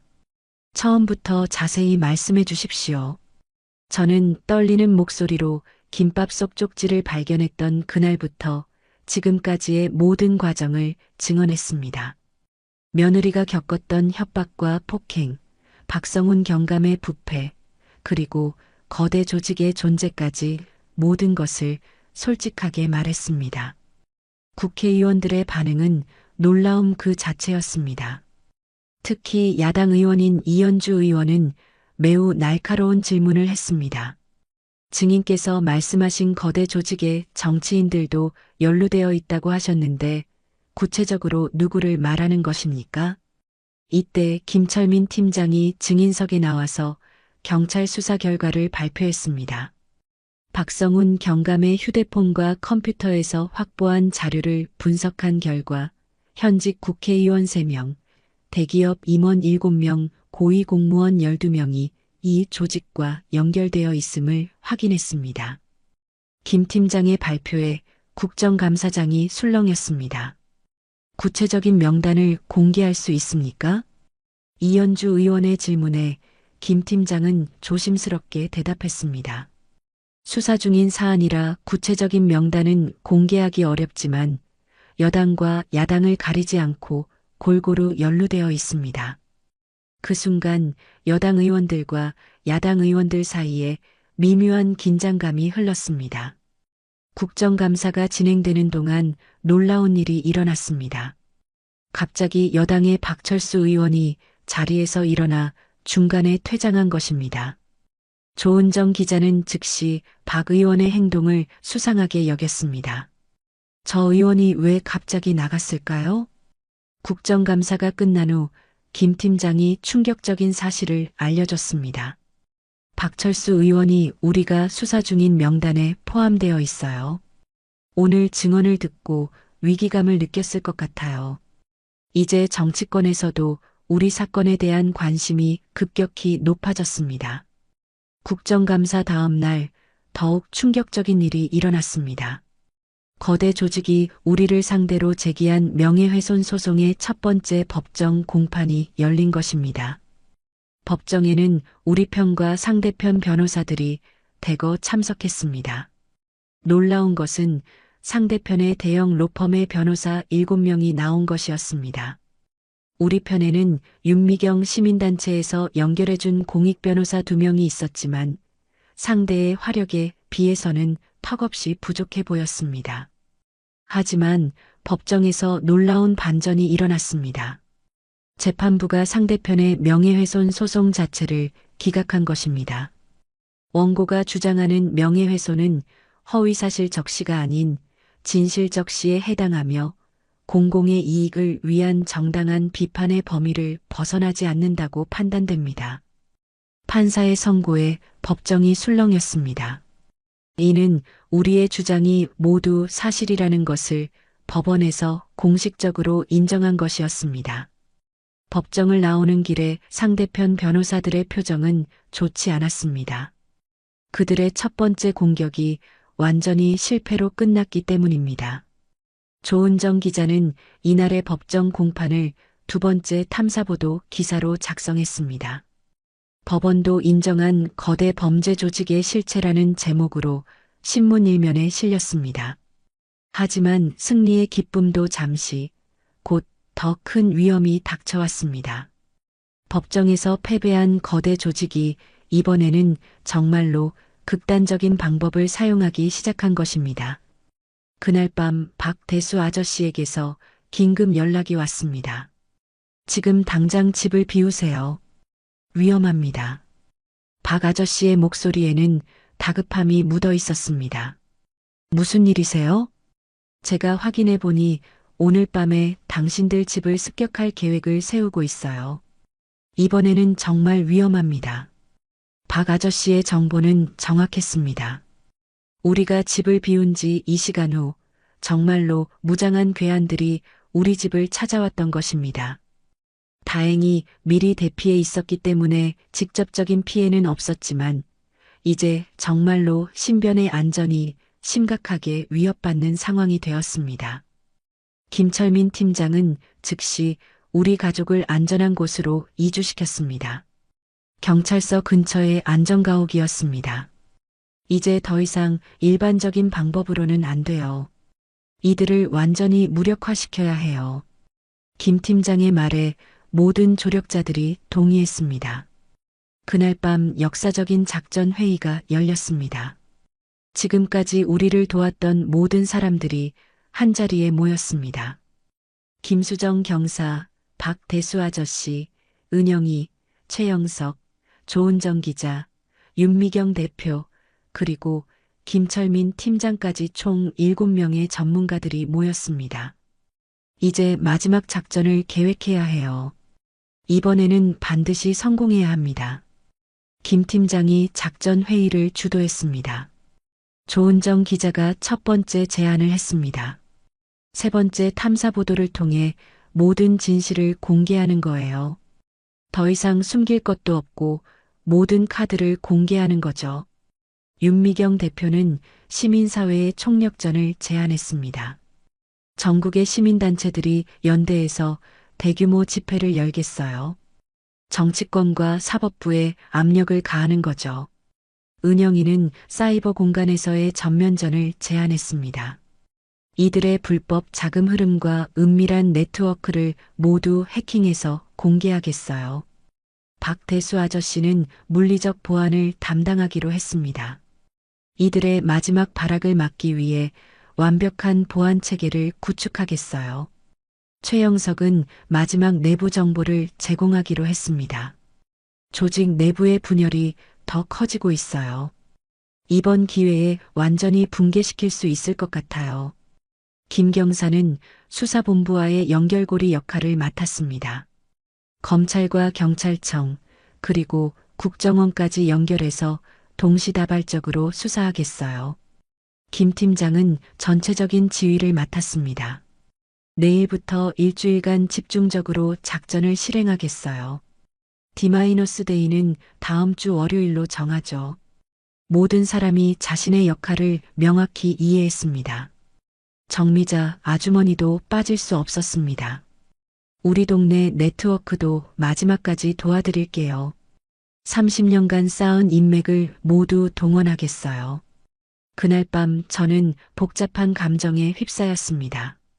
한편으로는 드디어 모든 것이 끝날 수 있다는 희망이 있었고, 다른 한편으로는 정말로 성공할 수 있을지에 대한 불안이 있었습니다. 수진이는 이제 완전히 달라진 모습이었습니다. 어머니, 이제 더 이상 두렵지 않아요. 우리가 이길 수 있다는 확신이 들어요. 정민이도 자신의 과거를 완전히 청산하고 새로운 각오를 보였습니다. 엄마, 이번에는 내가 가족을 지킬 거야. 더 이상 숨지 않고 당당하게 싸울 거야. 다음 날부터 작전이 본격적으로 시작되었습니다. 조은정 기자는 세 번째 탐사보도 기사 준비에 들어갔습니다. 이번에는 단순한 신문 기사가 아니라 방송 다큐멘터리로도 제작하기로 했습니다. 윤미경 대표는 전국 16개 도시에서 동시 집회를 조직했습니다. 김밥 쪽지 정의 실현 대행진이라는 이름으로 수만 명이 참여했습니다. 은영이는 밤낮 없이 컴퓨터 앞에 앉아서 거대 조직의 디지털 흔적들을 추적했습니다. 놀랍게도 그들의 불법 자금이 해외 계좌로 빠져나가는 경로까지 발견했습니다. 박대수 아저씨는 우리 가족의 안전을 위해 24시간 경비를 섰습니다. 동시에 거대 조직의 움직임도 실시간으로 추적했습니다. 최영석은 조직 내부에서 마지막 정보를 수집했습니다. 놀랍게도 조직의 최고 보스가 다음 주에 한국을 떠날 계획이라는 정보를 입수했습니다. 도망갈 생각을 하고 있어요. 이번이 마지막 기회일 것 같아요. 최영석의 정보는 우리 작전에 긴박감을 더했습니다. 김철민 팀장은 검찰, 경찰청, 국정원과 협력해서 거대 조직에 대한 동시다발적 수사를 준비했습니다. 다음 주 월요일 오전 6시에 전국 동시 압수수색을 실시하겠어요. 모든 준비가 완료되어 가고 있었습니다. 주말 동안 마지막 점검이 이루어졌습니다. 모든 조력자들이 다시 한번 모여서 최종 확인을 했습니다. 이번에는 반드시 성공해야 해요. 실패하면 두 번째 기회는 없을 거예요. 김 팀장의 말에 모든 사람이 고개를 끄덕였습니다. 조은정 기자의 세 번째 탐사 보도도 준비가 완료되었습니다. 월요일 오전 6시에 방송과 신문에 동시에 나갈 예정이에요. 이번에는 모든 증거와 함께 실명을 공개할 거예요. 은영이도 마지막 해킹 작업을 마쳤습니다. 거대 조직의 모든 디지털 증거를 확보했어요.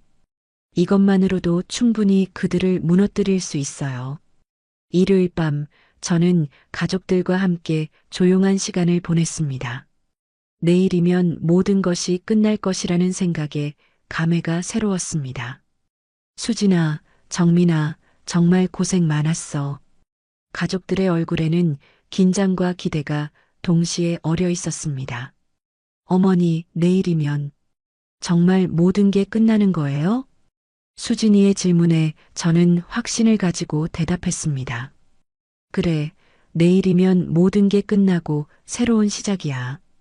김밥 속 쪽지로 시작된 우리의 긴 여정이 내일이면 마침내 끝나게 될 것이었습니다. 모든 조력자들과 함께 준비한 마지막 작전이 성공하기를 간절히 기도했습니다. 우리 사건이 전국적인 이슈가 된 지 한 달이 지났을 때 드디어 결정적인 순간이 찾아왔습니다. 국정감사에서 이 사안이 본격적으로 다뤄지면서 정치권과 재계를 아우르는 거대 조직의 실체가 완전히 드러나게 되었기 때문입니다. 그날 아침 김철민 팀장에게서 역사적인 전화가 걸려왔습니다. 드디어 모든 준비가 끝났어요. 오늘이 최종 작전일입니다. 김 팀장의 목소리에는 확신이 담겨 있었습니다. 한 달간 조은정 기자의 탐사 보도와 윤미경 대표의 시민연대, 그리고 국정감사를 통해 확보한 모든 증거들이 완벽한 퍼즐을 완성했던 것입니다. 오전 10시 전국 동시에 대규모 수사가 시작되었습니다. 서울, 부산, 대구, 광주 등 주요 도시에서 경찰 특수본부와 국세청, 금융감독원이 합동으로 움직였습니다. 가장 먼저 체포된 것은 이 모든 조직의 최고 보스인 재벌 2세 박민철이었습니다. 그는 겉으로는 사회공헌을 강조하는 기업인이었지만 실제로는 전국적인 사채업 네트워크를 총괄하고 있었습니다. 두 번째로 체포된 것은 국회의원 3명과 고위 공무원 7명이었습니다. 이들은 박민철의 불법 사업을 보호하고 수사기관의 눈을 피할 수 있도록 도와준 핵심 협력자들이었습니다. 세 번째로는 전국 각지의 사채업체 대표들과 조직원 200여 명이 일제히 검거되었습니다. 조은정 기자는 이 역사적인 순간을 실시간으로 보도했습니다. 김밥 속 쪽지에서 시작된 한 시민의 용기가 대한민국 최대 규모의 금융범죄 조직을 무너뜨렸습니다. 기자의 생중계를 보면서 저는 믿기 어려운 현실에 눈물이 났습니다. 수진이가 절망 속에서 써넣었던 작은 쪽지 하나가 이런 거대한 변화를 만들어냈다니 정말 기적 같았습니다.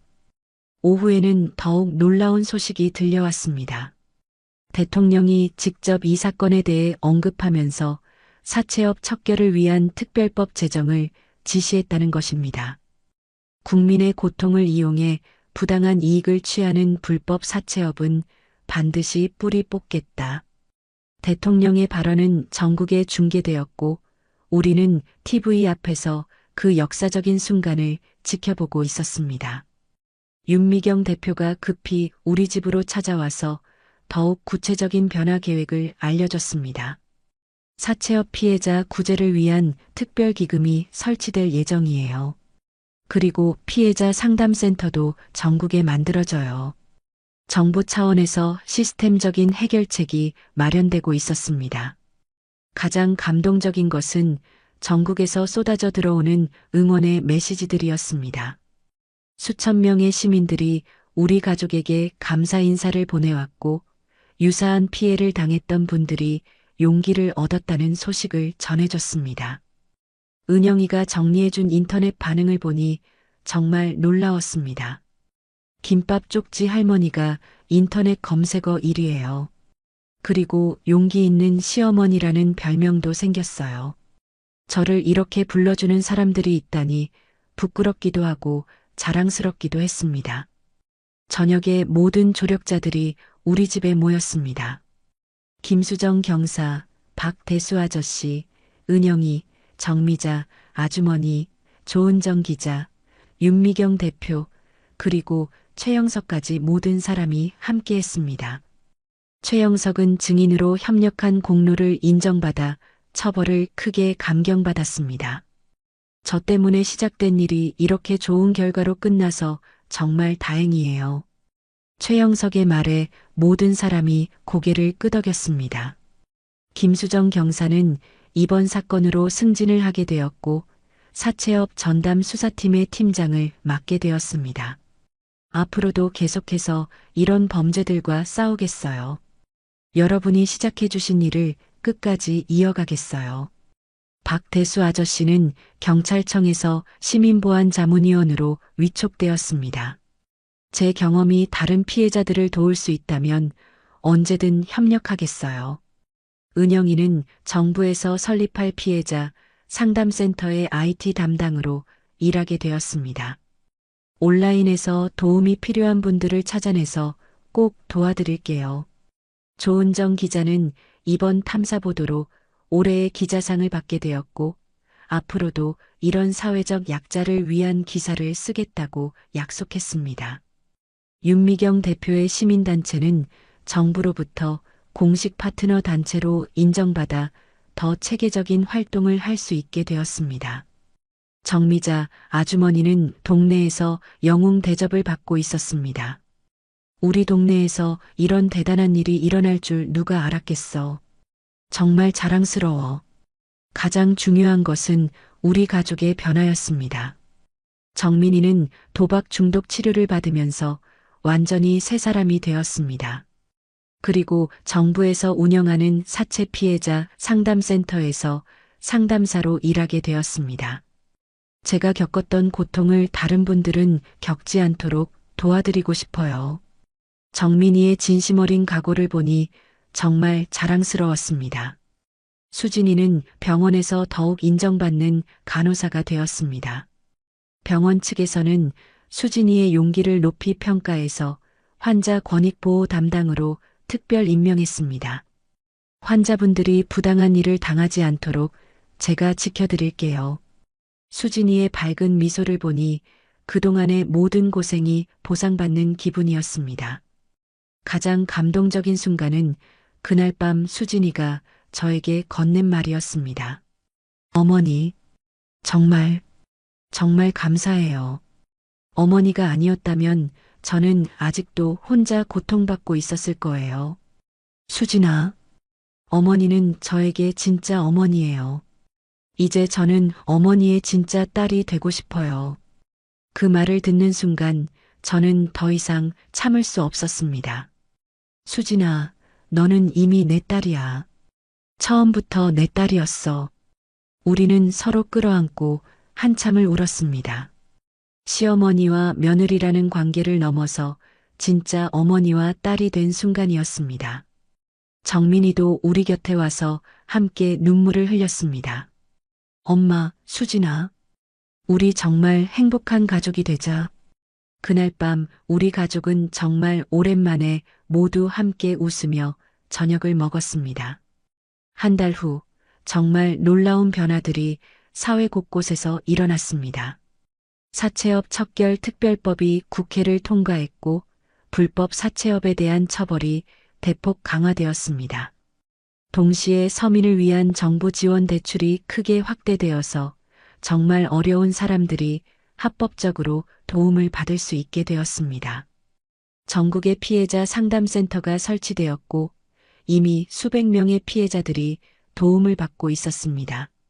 가장 뿌듯한 것은 비슷한 상황에 처한 다른 가족들이 용기를 얻어서 스스로 문제를 해결하기 시작했다는 소식이었습니다.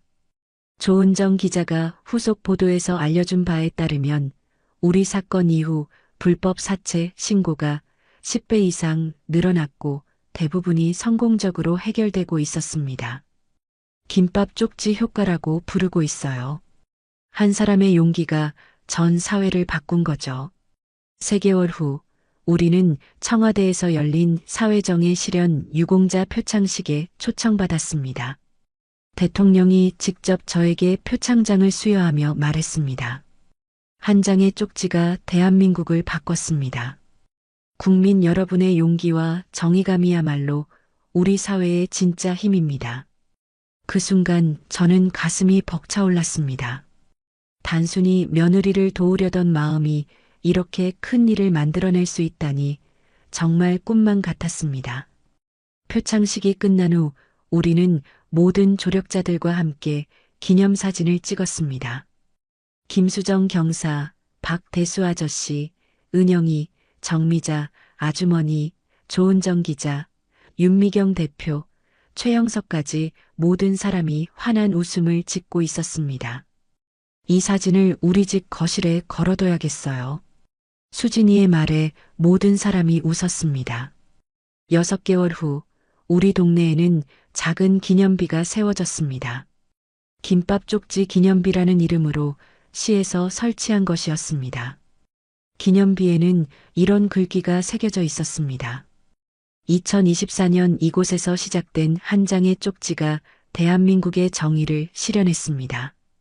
작은 용기가 큰 변화를 만든다는 것을 기억합니다.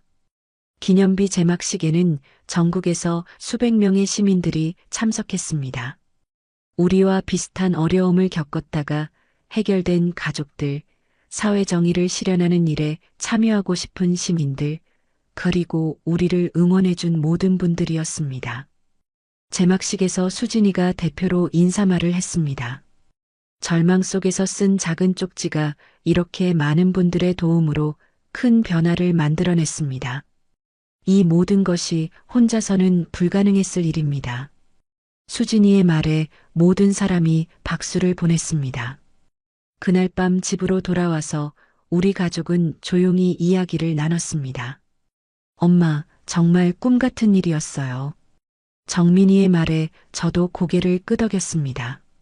그래, 정말 꿈 같았어. 하지만 진짜 꿈은 이제부터 시작이야. 수진이가 제 말의 의미를 물어봤습니다. 어떤 꿈이요, 어머니?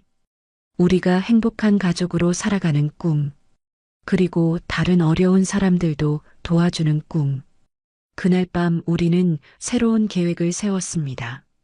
정민이는 상담사로서, 수진이는 병원에서, 저는 마을 이장으로서 어려운 이웃들을 돕기로 했습니다. 1년 후 우리 집 거실에는 그날의 기념사진들과 함께 새로운 가족사진들이 가득했습니다. 모든 조력자들과 함께 찍은 사진들, 피해자, 가족들과의 모임 사진들, 그리고 무엇보다 행복한 우리 가족의 사진들이었습니다. 김밥을 만들 때마다 저는 그날을 생각합니다. 수진이가 절망 속에서 김밥 속에 넣었던 그 작은 쪽지가 어떻게 이 모든 기적을 만들어냈는지 말입니다. 이제 우리 집에서 김밥을 만들 때는 완전히 다른 의미입니다. 절망의 메시지가 아니라 사랑의 메시지를 담아서 만듭니다. 며칠 전에는 수진이가 또 김밥 속에 쪽지를 넣었습니다. 이번에는 어머니 사랑해요. 세상에서 가장 좋은 어머니라고 적혀 있었습니다. 그 쪽지를 보는 순간 저는 또 눈물이 났습니다. 하지만 이번에는 기쁨의 눈물이었습니다. 김밥 속 쪽지로 시작된 우리의 이야기가 이렇게 아름다운 결말을 맞을 수 있어서 정말 감사했습니다. 오늘도 저는 며느리, 아니, 내 딸 수진이와 함께 김밥을 만들며 행복한 하루를 시작합니다. 이제 우리는 진짜 가족이 되었고 그 누구보다 행복하게 살고 있습니다.